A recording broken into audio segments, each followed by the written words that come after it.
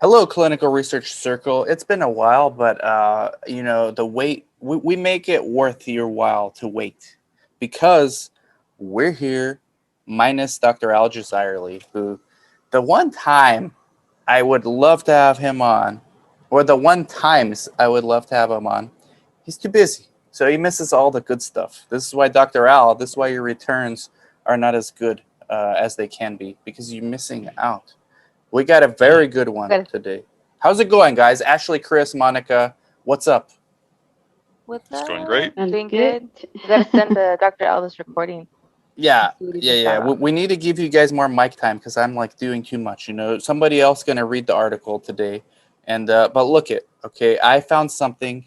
I did my homework, a little bit of due diligence here and there. $32 million market cap. Curative Biotechnology. You can't buy on Robinhood. It's a penny stock, but you can buy probably anywhere else. Rabid community. This came, somebody watched one of our videos and said, hey, cover this one. So what we do is we ask our writer for Latinos in Clinical Research. Shout out to Latino Clinical Research. Chris Sauber is representing to the fullest right there in the background. Ooh, Mm. good. Latinos in Clinical Research. I need to still The, figure mine out, you guys, but I'll get there. Ashley's gonna get there. Just give her some time. And all right, we've got this. Can you see the screen? Are you guys like in the way? Can somebody read this? I think I'm in the way. Yeah. Curative Biotech has three-pronged Three-pronged pipeline. pipeline. So let's look at the pipeline first because the way this article is written, Eileen's a great writer, but she focused on the most important thing at the end. And I think we need to focus on the most important thing at the beginning, Yeah. which is the degenerative eye disease with the repurposed metformin, 505b2 eligible. And this is what the stock twits are all curious about, right? This is like this is the big one. This is the really big one. I'm interviewing. Actually, whoever wants to join me on Tuesday. We're interviewing the CEO for my channel, and then we're going to invite him and hopefully someone else from his team to join us. We're trying to get one of the chief scientists and the CEO to join us for an official circle of talk with them. So this is like I've done my due diligence. This is your guys' chance to do due diligence live. Let me tell the audience, don't get mad at these people. Don't get mad at my friends here. Okay. They haven't studied this stock at all. So we're getting their reaction live. So cut them some slack, guys. Okay. Be welcoming. You social investor need to be more welcoming to people who are learning. Don't just like shut them out because they have differing opinion. Especially someone like Chris who's like naturally cynical. Just cut him some Cynical? slack. Okay. What is cynical? He'll come around. He'll come around. It's true, Chris. It's true. I'm See? cynical? I just checked, and you can buy it. You can buy it in Webull. Okay, Webull. We're not sponsored. Webull. We wish we were. So this is what they have. Okay, degenerative eye disease. Then they have for glioblastoma. They have something in the pipeline, and then they also have for rabies infection for humans. So I think it's past the what did you say, Chris? 48-hour mark for when there's no 48, treatment. 72, something like that. Yeah, yeah. So we'll get into that in the article, but maybe from the article, whoever wants to read it, let's read this paragraph first, and then we'll go back and forth, okay? Because I want to show you guys, like, this is cool because I get to show my friends something that they didn't know about. So I like that. I like doing that. Thank you, Tom. Thank you. And then we can do our due diligence and prepare for the CEO. And we're crowdsourcing questions, so send them. Put your questions in the comments for the CEO, and let's get right into it. So who's gonna like take the mic? We need more Go ahead, ratio. Ashley. We need more Ashley. ratio for Thank you, Chris. guys. Thank you, Chris. I Thank like you. Ashley. All right. Curative Biotechnology Inc., a developmental stage biomedical company targeting novel treatments for rare diseases, focuses on therapies with potential accelerated development paths as a result of either the disease, the nature of the therapeutic itself, or the stage of the clinical development. At the heart of the company, which is based on Boca Raton, Florida, is a clinical product development engine that rests on its SOAR filter, Science Opportunity Acceleration Rare Disease filter. What do you think Uh, about the, that? SOAR, Science Opportunity Acceleration Rare Disease. How is that Love that. critique their marketing right there? very good, very good. Okay. All the four things we like, right? All together, not separately though. They forgot Yeah. diversity. You guys Oh need to yeah, get into diversity. touch If with us anybody's for watching, diversity. Latinos Clinical Research Care. Curative Biotechnology envisions a world where all patients have a therapeutic option. The company has three primary therapeutic development programs. The Okay, first so program let's was go more from the bottom up, because this is where got it. Eileen, you're great. You got like 95% of this perfect. It should have been the bottom up. No fault of her own. So let's start with right here, because we've got the goose that lays golden eggs. Chris, why don't you explain? I'm trying to give everyone airtime here. Why don't you explain? I'm looking up stuff about rabies. Well, since you brought it up. All right, but you're like the expert from us on the 505b2 pathway, right? Like, Hardly an expert. okay, but explain like in layman's terms what you know about this goose that lays golden eggs, because KMPH with the Right. repurposed. We learned this through KMPH. Okay, so explain, because you pay more attention than I do on phone calls. Yeah, but my memory's not as good. So here we go. So what I recall was once there's a drug on market that you're going to repurpose to use for something else, it already has a safety profile. So oftentimes the FDA does not require phase 1 studies, since it's already been established what dosages are optimal for the human body, at what point they get sick or don't get sick from the dosage. So that's already been established, and again, they know the safety profile of the drug. So oftentimes you can eliminate phase 1 and even sometimes even shorten phase 2 a bit, if I recall correctly from what they said. And then it depends upon exactly what the drug is going to be used for to determine the path from there. But again, what I recall was oftentimes phase 1's not even required. And again, it's because they know the safety profile. Mm-hmm. Yeah. So here, 505b2 pathway. So Ashley will read this from here, this paragraph on. This is like the best part of their pipeline, and then we'll look at the other stuff too, because I know Chris is very interested. Chris is rabid about rabies, and pun intended. Yes, that was very good. Awesome. All right. In January 2021, Curative Biotechnology executed an exclusive patent license agreement to practice inventions contained within a number of patent applications with the National Eye Institute, NEI. The National Institutes of Health included the repurposed use of metformin to treat retinal degeneration without using eye injections. This potential therapy holds great promise for multiple indications. With decades of safety data from the approved drug, metformin, the company may be eligible for the 505b2 pathway at the FDA, specifically created to accelerate development for new formulations and/or routes of administration of already approved drugs. Curative Biotechnology is working on this reformulation and expects to file an IND with the FDA to begin human trials by the end of the year. This license agreement also contains worldwide rights. Upcoming catalyst. Wow. This is huge, guys. They're working with they got the patent from the National Eye Institute, which is part of the NIH, to treat various types of retinal degeneration. By any chance, do they know, they're saying not the eye injection, right? Which is great, because that already, I'm sure opens up opportunity of more patients wanting to try it out, because injection to the eye is pretty intense.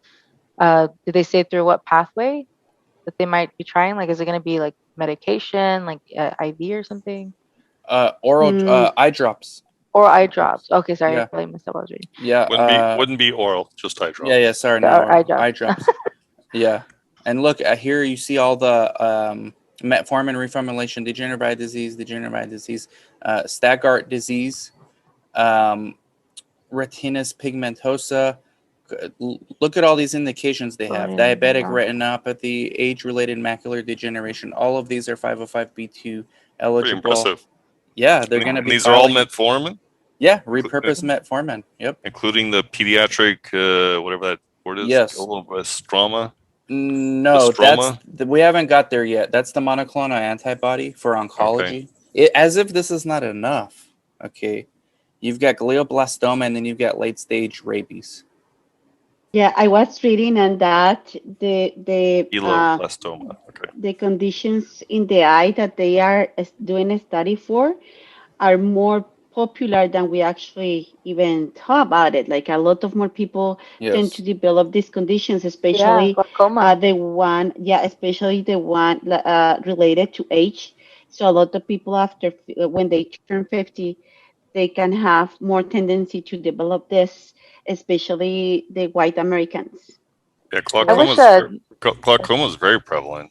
yeah. yeah, uh-huh. I wish Dr. L was And here. I had also some the questions on diabetes. like how the Mm-hmm. medication would work. Retinopathy, absolutely. So we're Yeah. gonna. So check this out. This is the management team. In my video on due diligence, I tried to keep it like short. I didn't get into the management team. We're gonna do that. Maybe we'll do that now. Like I know Monica and Ashley are masters of LinkedIn. Chris, you can sit this one out. These are the people we want to connect with on LinkedIn. So here's Richard Garr. dude homeboy we're gonna interview on a Tuesday, Richard Garr. I hear big things, like very good things about this guy from a lot of different people, and so I just added him. We're gonna interview him, and then they actually have. I want to get to the scientific and clinical advisory board, because see, for a company like of this size, when they add someone to their advisory board, you got to look into who they are. Like, what do they bring? What kind of experience do they bring? So one of the guys I want to interview is the guy that came from the National Eye Institute. He's basically the inventor or of the repurposed metformin. I think he was on there. This is where you got to go to StockTwits. I believe he just joined the board recently. This guy, Kapil Bharti, PhD from National Eye Institute, has joined our scientific and clinical advisory board. This was in June last month. Inventor on U.S. and worldwide patent applications licensed exclusively to Curative Biotech for repurposed metformin. World leader preparing with cubt for clinical trials. So this is the guy, Monica and Ashley. I don't know. Can you guys reach out to him, Dr. Kapil Yeah. Bharti? Let me check if I can find him right now. Actually. Yeah, I'm sure he's on there. I haven't looked. I got to get into doing that. I was trying to do the CEO and their other people. But yeah, like this is where you got to look at read between the lines and see who's on the scientific advisory What was his team. last name again? Bharti, Bharti.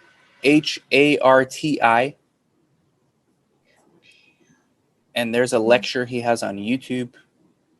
If you just anybody watching, No, just he's not Google. on here. He's not on LinkedIn. Okay, Mm-mm. so we got to ask Richard Garr and the PR people at CUBT. Oh, I found him. What is he? Yeah, Is he like a doctor? Or? without the doctor, yeah, Oh, okay. Well, without the that's doctor. There we go. Okay, so this is where we needed Dr. Al. Research has shown that metformin can activate AMP activated protein kinase. We'll get into this stuff. So that's the repurposed, like the drug, the market cap for this is huge. Obviously, this is a cheap generic. The market cap for all these indications are huge. It will be interesting to see which one, and maybe we can ask the CEO which one of these indications they actually pursue first when they filed IND. So a question that none of you can, I'm sure, answer, but so not an observation, but just curiosity. I would wonder how they would determine metformin could be used for these eye problems. I would suspect that it has something to do with, many people take metformin and they probably don't experience these problems at the same rate that they would expect them to. Mm-hmm. Would you assume that's probably how they would kind of delve into research for metformin and eye problems? Well, we I can just ask. found the answer. Yeah, Monica I has sent the you answer. the article. I sent you the article, Dan, so you can share it. Okay, perfect. I sent it just now in the group. So let's do it, and then Chris, I guess we'll have you read it live. Because you can thanks. answer your own question. What kind of this is amazing. America's amazing place. Something you can like answer your own questions. something like Viagra and cardiac treatment or cardio treatment, right? Sure. Inspiration. Here, Chris, read. Let's go through this. Let's see what you find. Monica found this article. Let's do our due diligence, guys. All right, metformin linked to, are you skipping too fast? All right, metformin linked to protection against eye condition. Okay. A link between metformin and protection against a condition that can cause blindness has been found. A Taiwanese research team say they have found evidence to support that people who take the type 2 diabetes drug metformin could reduce their chances of developing age-related macular degeneration, AMD. AMD normally affects people in their 50s and 60s, and if left untreated can cause blindness. It is thought inflammation and oxidative stress play a key role in the eye complaint developing, which is where metformin comes in. The diabetes drug reduces those two health problems, which is why the research team wanted to see to what extent metformin could prevent AMD. Metformin is normally given to people with type 2 diabetes who have been unable to control their condition with diet and exercise alone. The medication helps the body control blood sugar by lowering the amount of glucose created by the liver and reducing the amount of sugar absorbed by the intestines. The study involved gathering data from people who had been recently diagnosed with type 2 diabetes between 2001 and 2013 using the Taiwan National Health Insurance Research Database. They followed more than 45,000 people who took metformin for 13 years. During the same time period, they also tracked 22,681 people who did not take the medication. At the end of the trial, the researchers found half as many people in the metformin group had AMD when compared to the drug-free group. Yeah, exactly what I kind of suspected.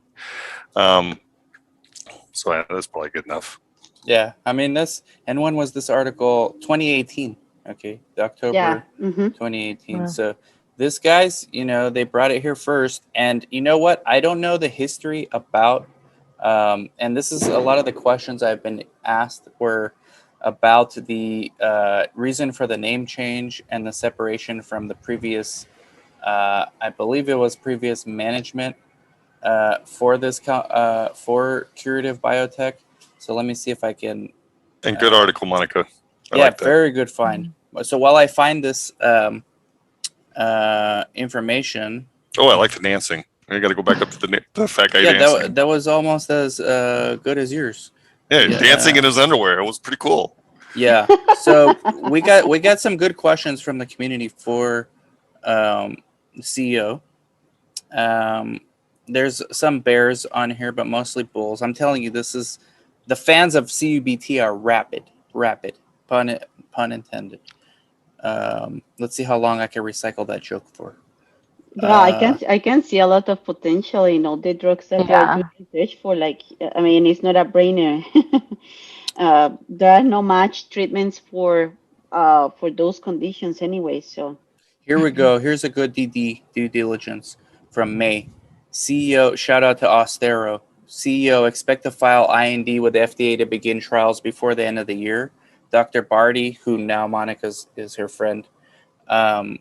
Dr. Barty, lead inventor, licensed patents from the joined the board. Wet AMD is not an orphan or rare disease. We still intend to use the drug to treat Stargardt's rare disease. Non-clinical and clinical work on wet AMD should be applicable for filing to treat Stargardt's if wet AMD drug receives marketing approval from the FDA and our national regulatory bodies. This is a good question to ask the CEO. Advisory board and management came to the conclusion that because of the much larger number of patients, it will be much easier, quicker, less expensive to recruit the human trials and move towards FDA approval in wet AMD. This is huge. Metformin is an approved drug with decades of safety data. 505(b)(2) pathway eligible, proposing use for new indication. There's another guy who joined Dimitrov, Center for Antibody Therapeutics. So we're going to get into the monoclonal antibody next. I think he joined for that. So this company used to be called something else. and I don't really understand. Maybe the community can tell me the reason for the name change and all that. We can probably do some more due diligence to find out why. We can ask questions to the CEO as well on Tuesday. But we could go back to the article, and now we could get to the. Let's go to rabies next, and then we can go to the glioblastoma at the end. Your favorite part, Chris? So yeah, rabies, here you go, Chris. I was Feel wrong. free to read it from No, here. that's okay. Ashley can take that. Fine. Ashley or Monica. I also found the answer why they changed the name. Okay, awesome. There we go. What We'll is There start it? we go, there. Monica. I send it to I send it to you the article. I love having Monica on right now. This is amazing. She's on it. She's on it. And rabies you have to get treatment for rabies if you think you've been bitten by a rabid animal within 24 hours. Right. As soon as you show symptoms of anything to do with rabies, it's too late and you're dead. You will die. Right. Okay, I got the article. Let me just read about the rabies first, and I'll put up this article at the end when we talk about the why they changed Their name. Yeah. Okay, so what you highlighted then? Yeah. Cool. All right. The first program was acquired from Mid-Atlantic Biotherapeutics, Inc., and includes worldwide rights for the development of IMT-504, a novel patented immunotherapy to treat symptomatic rabies. IMT-504 is being developed to treat patients whose disease has progressed beyond the stage where it can be addressed by the existing approved rabies vaccine. IMT-504 has been granted orphan drug designation in the US, which can provide significant benefits, including tax credits, market exclusive, and waiver for certain FDA fees. Rabies is one of only a small number of diseases which qualify for the FDA Tropical Disease Priority Review Voucher (PRV) program that is granted to sponsors of approved topical disease product applications that meet certain criteria. This program has potential to assist Curative Biotech and MABT in advancing IMT-504 to the marketplace.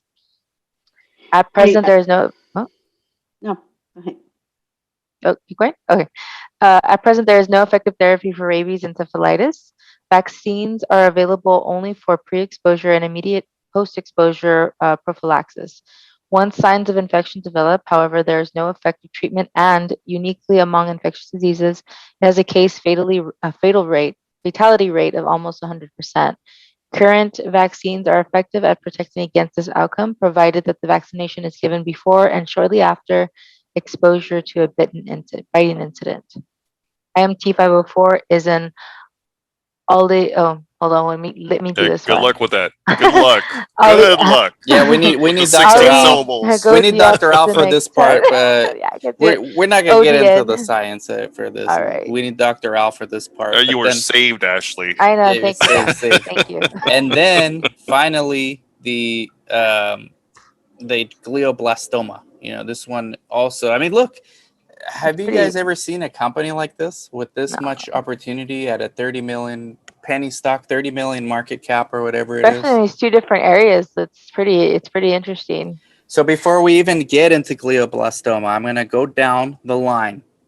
Mhm. I want your take, starting with Chris, what you thought of this company before and what you think now, all like 2/3 in. Chris, Sauber, go. Ladies first.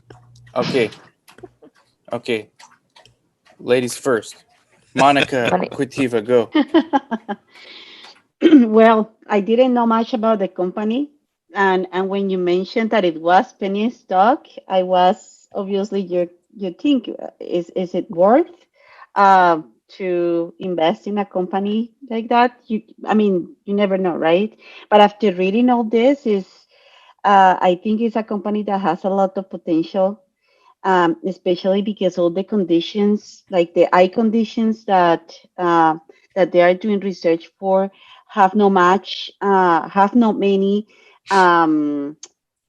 treatments available, as well as the rabies. I mean, as we just read, this company, this condition only has treatment at the beginning, not when when the condition has been developed, so people die from it. I think it's a wonderful company. I will So on a invest. scale of 1 to 10, 1 being very disinterested, you want to vomit when you hear the name, to 10 being like amazing, like this is the best thing ever. Where are you? I mean, I have, we have seen many very good companies, but I'm definitely interested on this one, and Okay. I will definitely invest on this one. Okay. Okay, so we'll save the best for last. I'll go now. Okay. Okay, go next, Chris. Okay, so I would say from a humanitarian aspect, this is great, right? Rabies is very prevalent in third world countries. And there's definitely a need there, especially since most people, I would assume, do not have access to immediate treatment that's required for if you're bitten by a rabid animal, you need to get treatment within 24 hours. It's probably difficult in a lot of third world countries. So they'll probably definitely have rabies within their nervous system by the time they're able to get any kind of treatment. So certainly life-saving and great from a humanitarian perspective. However, I would say from a monetary perspective, maybe not so great, because in first world countries, this isn't a problem, right? You get bit by a rabid animal, you go get the shot within 24 hours, no problem. And generating revenue in a third world country is probably going to be difficult for a company, at least for the rabies treatment. Now, the degenerative eye treatment, that's a different story, because that's a problem in all countries.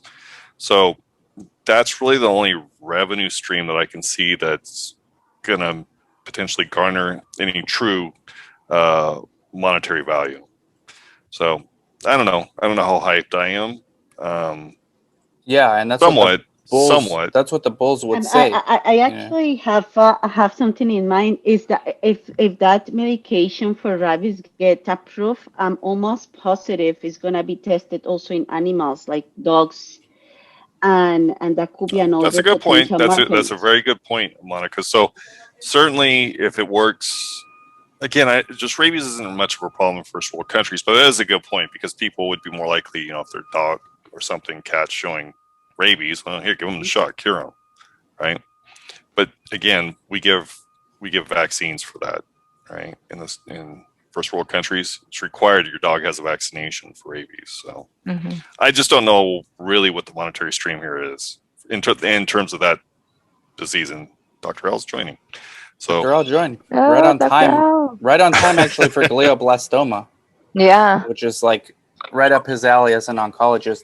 Chris, the bulls would say you're right, but the repurposed metformin is where the money's gonna be. I was about to say, like, yeah, but repurposed for what, right? You have degenerative eye disease and you have rabies. So rabies, I just don't. No, it's not repurposed for rabies. That's a completely different drug. It's repurposed Oh, it is? for all these diseases: Stargardt, retinus pigmentosa, okay. age-related macular degeneration, the Company- diabetic retinopathy. See, this I'm trying to save you because people are going to come after you. Right. This So is why- again, company as a whole, it's rabies and the degenerative eye disease. The metformin, my apologies, is the degenerative eye. I don't know what they're using for the rabies, but yeah, money is through this. Yes, and also I think for rabies, even that, I mean, if we think about the third world countries, there are many third world countries, like so many, so the market is big, and even countries that are in the middle, like not like I mean, countries like United States or countries that are third world countries, but the ones that are in the middle, they still need that. And even in third world countries, if you are in a rural area that you don't have the time to get um, to a like a hospital or something, and you're gonna need the treatment. Like I was thinking about, for example, Australia, where you have such a huge area like the outback. If that happened to you in the outback, it's gonna take you longer to get to a hospital. So so I think even that medication could have potential. Yeah. Okay, now we got perfect timing. And Chris, there is a third one, the third application. Monoclonal Hey guys, antibody. how are you? Before you Hey, start, Hi, Dr. L. sorry for being late. We've already started. You We're joined recording now. You joined at the perfect time. We're not going to bring you up to speed on the other two because we didn't even start the third indication, which is pediatric glioblastoma. First of all, what do you think about pediatric glioblastoma, like as a total addressable market, TAM? Can I interject? We did not get Ashley's perspective. Oh, Ashley, scale of 0 to yes, best answer for last. Ashley, well, come on, Ashley, speak up here. Okay. So I very valid points from Monica and Chris. I also agree, I think, with Chris's point of view with the rabies. However, what my kind of question would be, and I would like obviously to maybe question this on Tuesday, is, in regards to the fact of like metformin, right? They tested it on patients with diabetes to see, the progress and all that. But why? Because typically these, not all of them, not always, but these type of comorbidities kind of go hand in hand with diabetes. So if they're already taking metformin, how exactly would that benefit the patient, right? Would they be doing two separate orders of metformin?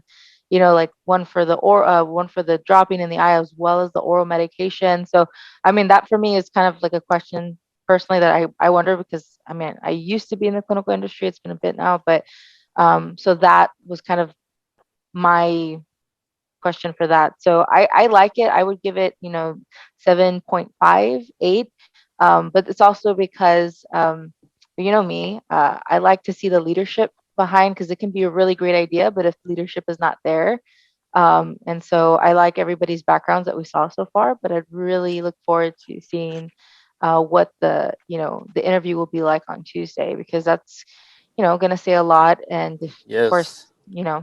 See the passion and all of that and kind of get a little bit more intuitive insight. That's going to determine a lot for me. So I won't say exactly yet if it's going to be something I'd like to invest in, because I'm not a huge fan of penny stocks, but I like what they're trying to address. So yeah, I'm just gonna wait for Tuesday, and then I'll kind of decide at that point.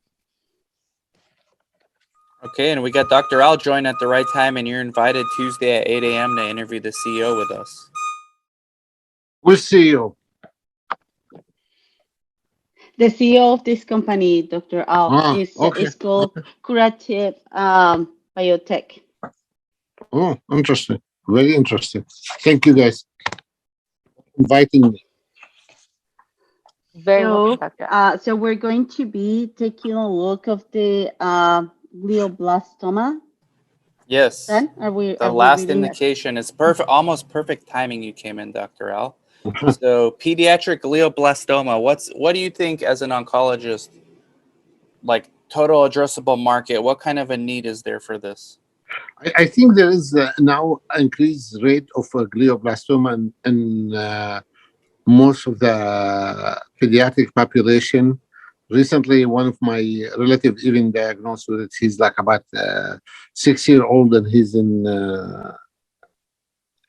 And there is a lot of new clinical trial for glioblastoma because of the new markers they're finding in the tumor cell that can be respond to different type of new target therapy, and that's why you find a lot of clinical trial open for glioblastoma adult or brain tumor adult and pediatrics because of the new market of the cellular marker that works on certain disease and can help in treating these kind of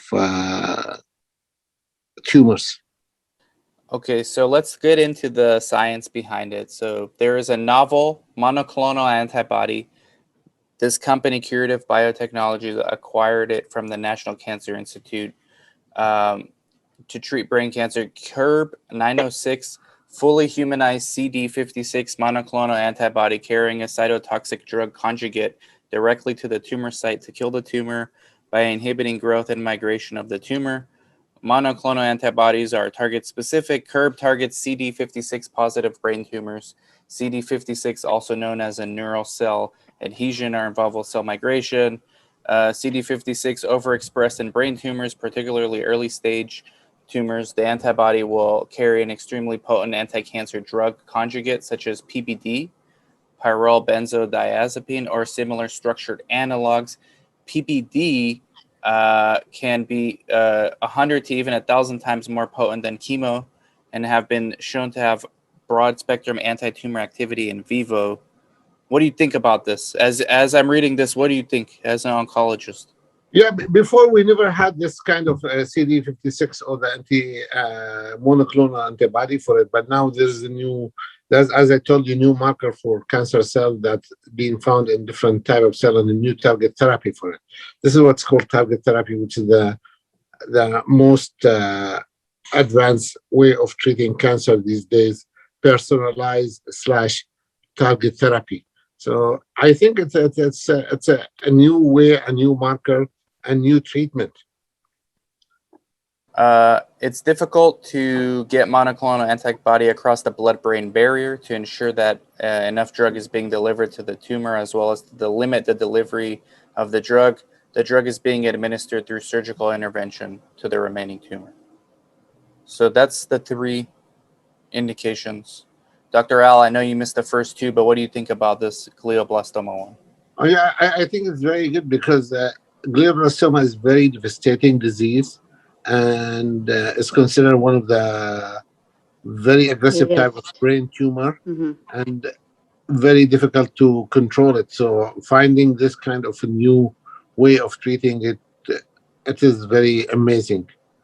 It Okay, is very amazing. so I lied. I'm going to give you like a 1 minute overview so that I want to get your take.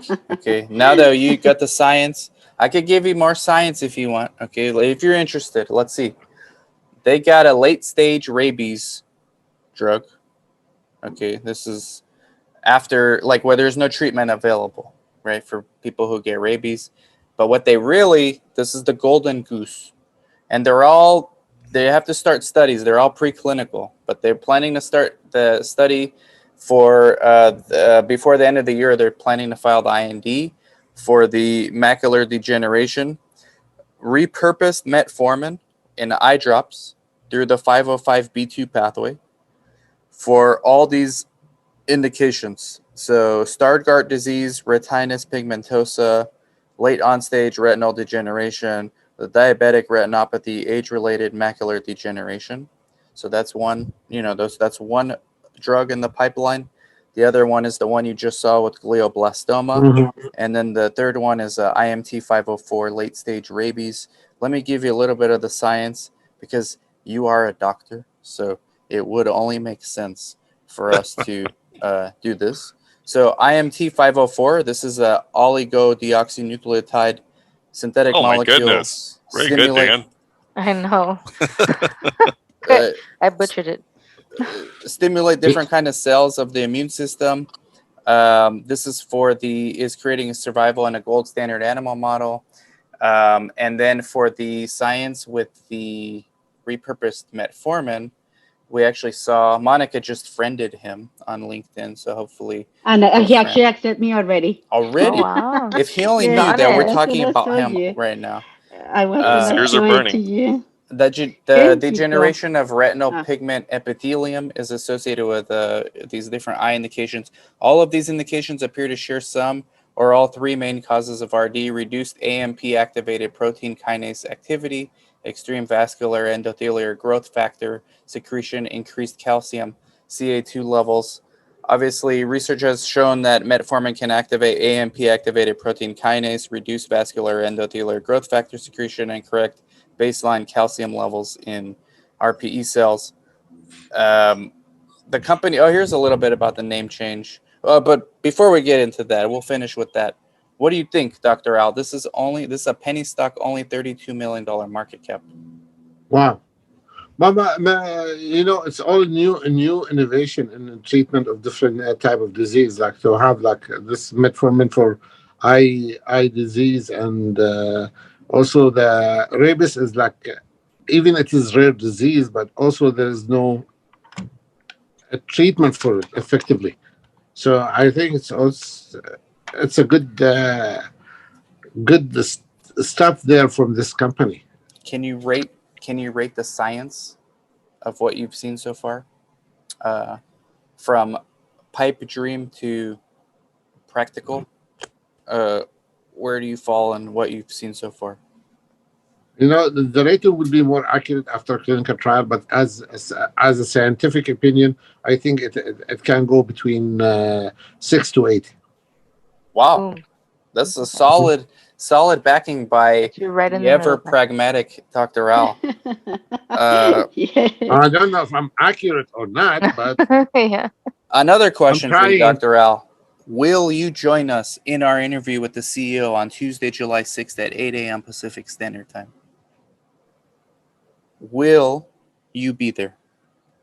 I Okay. don't think so because my mother having Caesar saying night. Doctor, At that, Okay, okay. at that day, What's and hoping? I have to drive her from Irvine all the way to Cedars, and Oh, she jeez. needs to see her doctors there, and Okay. then we'll go for. I I'm don't gonna know what's gonna happen. I'm gonna try to get a second interview for the circle, and then we'll make it for your schedule. So Monica Okay. found this company used to be called Connectix. Yeah, she It's texted to me now. That's why I thought you're still online, guys. yeah, we are. We're loving this one. This is the one that we can't get enough of. So they had a trading symbol CURB. This was Rare Disease Connective to change name to Curative Biotechnology. Now it's CUBT. It's not CURB. The company said the name better reflects its commitment to discovering therapies for patients with rare. Connectix recently licensed 2 pipeline assets. Okay, so we gotta have the real answer for why they changed the name. Not because it's what do they say? Better reflect its commitment. I don't buy that, Yeah. that shovelings. I mean, how much time and manpower did it take to have to submit all that paperwork? Yes, no. CURB is not it. We're gonna have to curb our enthusiasm till we find out the answer. Okay, that's it, guys. I appreciate it. It's a long one, but it's a good one, and we advise you to do your own due diligence, and because we don't know anything on this show, and you could lose money by yourself, not with us. Yeah, you don't need our help. All right, so thank you guys. I appreciate it. Final thoughts from Sauber on down. Yeah, I'd be interested in buying a few hundred or 1,000 shares. It's like There 10 you cents go, a share. Chris. Bet on black. Yeah. Put it all in there. Good 10 All cents in. a share. Who Yeah. knows? It's $10 a share. You're doing quite well. You bought 1,000 shares. Okay. My friend. Excellent friend. analysis by Chris. But it costs you $100 to buy 1,000 shares. Who's next? Monica? I'm definitely buying. Monica, ever the optimist. Okay. Yeah. Dr. Al. I'm the stingy. Dr. Al says no. Man, I just lost money on iTrap. Did you see what happened? No. No. Oh my gosh. Is that bad? So There's some, but definitely I'm not investing at this point now. I need to see some solid evidence in the clinical trial, even phase 1. okay. So it's any evidence from solid phase 1 trial, then I will look into it again for investing. But at this point, it's still in the scientific phase, and it's too early to judge about what's coming on, and maybe it will not work even in preclinical. You never know. All this like only theories and suggestion, but nothing solid. Well, you missed the part earlier before you were on, in which they did some data mining on those who take metformin. I forget the rate, but it was like 50%, I think. Was it 50 or 60% less rates of certain degenerative eyes disease than those who don't? Yeah. So by taking the medicine orally? Yeah, by taking it orally. I know, but this is we know because it reduced the severity of the diabetes, and the diabetes is the main thing that can affect the retina and affect the eye. Certainly. And that was actually my question or concern, was that if this is mainly for patients that already have the comorbidity of diabetes, because they kind of go hand in hand and they're already taking metformin orally, then how exactly is it beneficial to have eye drops, right? You know? Right. So if the segment that wasn't taking metformin, if they weren't diabetic, then you have a legitimate right? Oh yeah, for sure. But But then if they're again, like all if they're all diabetes, right? yeah, If they all have well, like the diabetes, mass majority, right? So that's what I'm sure. kind of saying. Like when you talk about like Well, they And have the the article wet overall, didn't say that. AMD. The And first the article didn't say. indications. The first indication is going to be wet AMD, so that's not necessarily people with diabetes. Mhm. I mean, they No, can, but no, it's that's yeah. yeah, and that's the one they're going to do first, according to the CEO. And we can ask him the tough questions. And then Ashley, we have to get Ashley. Save the best for last. Ashley Margot. I am going Skill set is actually a technical analyst, but technical I don't feel analyst. like showing the chart right now.